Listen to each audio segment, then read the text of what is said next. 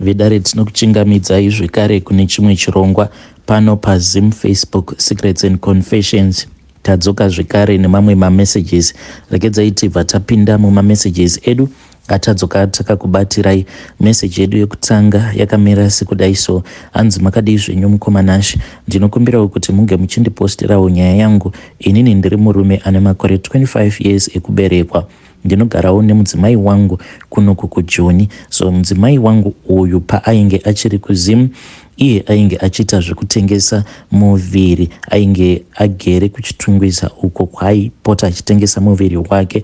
Ndo paakabva azouya kuno kuSouth Africa. Saka paakauya kuno kuSouth Africa, iniwo ndichizonosangana naye achigara nefriend yake, but chaindinetsa ndechekuti aimbopota achita sekunge anondida, but the next time ndaizoti ndichienda kunoonawo bhebhe rangu, ndaibva ndatukwa mukoma. Munhu obva aita sekunge haatombondizivi zvachose. Ende izvi zvaiwanzokuitika pandinenge ndasvika pamba achirakidza kuti iye anenge aine umwe munhu waainenge ainaye mumba make. But munongozivawo kuti isusu varume, kana uchibhilivha kuti this is your future wife, unongoramba wakashingirira. Plus ndaingoshingiswawo nefriend yake ichingonditi anonetsa zvake, but kana akagara ada munhu anenge atomuda, iwewe chingoramba wakangoshingirira. Saka best friend yacho ndo yainge ichiti organizira madhiri. Then kunyangwe zuva iro randakazorara naye ndaiexpectawo kuti munhu uyu sezvo tarara tose, iye achatangawo kundidawo nemwoyo wake wose. But akatoti tichitopedza paya kutoita bonde, munhu ndokubva atoenda paphone call. Ende ndanyatsokunzwa kuti munhu uyu waari kutaura naye murume. Apa vakataura mukoma, munhu auya kumba kwangu for a sleep over, kushaya respect kwacho, ndokubva ataura nemuchinda uyo waainge achiti ainge ari kuCape Town. Vakataura for about 2 hours. Apa zvainge zvichingotaurwa ipapo zvainge zviri zvinyaya zvainge zvisina kana basa. Muchinda uya achingoita majokes achiti izvezvi ndinotozviziva kutoti wakatokempesa so, but zvinhu zvakandirwadza mukoma. But sezvo our relationship was still very new, apa ndainge ndatova neabout 4 months munhu ndichingomupfimbawo achingondiramba, ndainge ndisingade kumesa up the whole deal. Saka ndakangoramba ndakanyarara zvangu.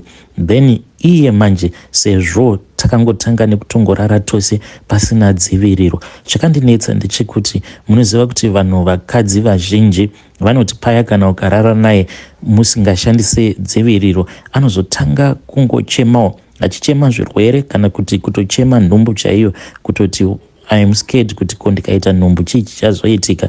But mukoma takangoti tichingobudamo mukuita yake, then munhu ndokubva atotanga zvake kutoita majokes nefriend yake, the male guy uyo waanoti he is one of his best friends, vachitoita zvimajokes zvisina kana basa, zvinova zviri zvinhu zvekuti zvakandirwadza mukoma. Anyway, ndakangoramba ndakashingirira, munhu ndichimupa mari achiti kana uchida kuti ndinge ndichikuda unofanira kuti unge uchindipa mari yakati. Ndakanyorerwa list paWhatsApp mukoma, ndikanzi ndinoda mari yekurukwa musoro, mari yekutenga hembe, mari yechakati nechakati nechakati, and on top of that ndinenge ndichida hard cash plus kuzondipa half yangu yerent zvekare nekuzonditengera chikafu. Mukoma ndakati regedzai ndishingirire, kana munhu ndikazomutora kana ava mukadzi wangu, then zvose izvi I know kuti zvinenge zvangova things of the past. Ndakashingirira mukoma, munhu ndichimuitira zvaainge achida. But patakazotanga futi kunetsana ndepekuti ndaiti nhasi ndichibva mukunomupa mari dzose idzo dzaanenge akandinyorera kuti ndo dzaanoda for mabills ake for the rest of the month. But 3 days later manje munhu aikwanisa kungokufonera obva atokuudza kuti ndikuda kuti unge uchinditengera chakati paunenge uchibva kubasa.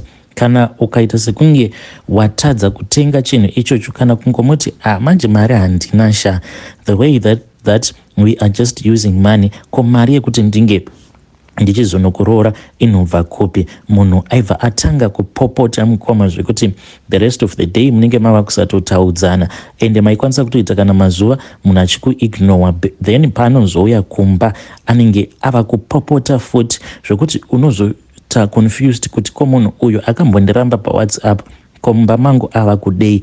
Aitouya achitoda zvedhudhu neni, kuzonosvika friend yangu ichitongonditi iwe munhu uyo hasha dzake ka chitongomutora otongomuvharira obva watomuudza kutoti iwewe watova mukadzi wangu. Ndakabva ndazongotora advice yebest friend yake, akazoti one day paakauya kumba achipopota ndokubva ndati iye akangoti achingonopinda mumba, ndikabva ndakiya door ndikati nhasi topedzerana, watova mukadzi wangu. Ndokuzototanga kuzotogara tose kwatakaita ikoko. Ndakatoita zvekumumanikidza mukoma asingadi, aimbopota achidzokera kune friend yake kusvika ndichizomuudza kuti iwewe handichadi kuti unge uchigara nemukadzi wangu uyu, but rainge ritori dhiri randainge ndakarunga nebest friend yake. Zvino mukoma now tigere tose, but dambudziko ndiro mukoma, it is still ongoing. Ndinoti kana ndikatadza kumupa mari yaanenge achida kuti ndinge ndichimupa, kana kuti mumba kana mukangoshayikwa mari, mukoma anobva atanga kudembera mafriends ake.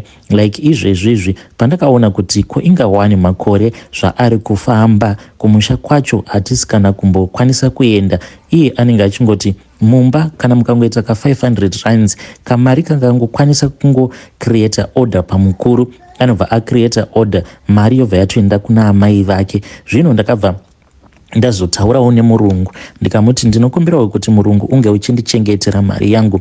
Like zvaizvezvi ndatova ne5 months ndichingochengeterwa mari nemurungu, saka mumba ndiri kungouya nemari inokwana renti, kutenga chikafu, iyewo nekurukwa musorowo nekungotengawo zvihembe, but not like she used to do. But zvemukadzi anenge achida kuvaka mukoma, aiwa we are okay because haana zuva raanofa nenzara. Ndinotomupawo kamari kekungoti aka kamariwo kekuti throughout the month pamune muchidawo ngotengawo something pachipaza munongoendawo muchinotenga, but iye manje anoda access kupay yangu yose.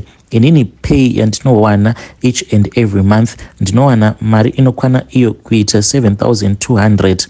Saka iye anoti anoda mari iyo yokuti inge ichiuya yose kumba.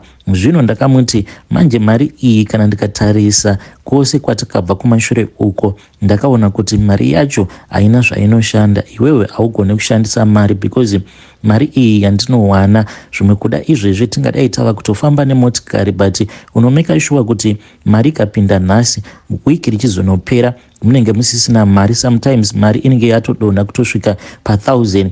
Kuti ndichikubvunza kuti ko mari iyi yakaenda kupi, unenge uchingoti ndakatumira mama pane zvavainge vachida kuti vange vachigadzirisa vachazotidzorera mari yedu, and haimbofi yakadzoka. So ndakangotaura nemurungu ndikati murungu please ndibatirawo a portion of my money, ndichazoonawo kuti ndozoita sei later on in the future. Saka mukadzi ari kupopota, and the last time ndakabva ndazongonzwa munhu ava kutanga kudembera friend yake muchinda uya wekucape town pawhatsapp achiti zvekumarriage zvefake zvava kundiurayisa nenzara, ndafunga zvangu kudzokera mustreet. Then friend yacho ikatomupawo advice yekuti iwe ungagarira kungotambudzwa nemunhu, iwewe kana uine zvimwe zvimabhindauko zvako zvaunoziva. Ndokubva aseka akabva ati dzokera zvekustreet uite mari than kungoshandiswa nemunhu iye asina plani newe. Saka handizivi kuti nemuchinda uyu ndoita sei naye.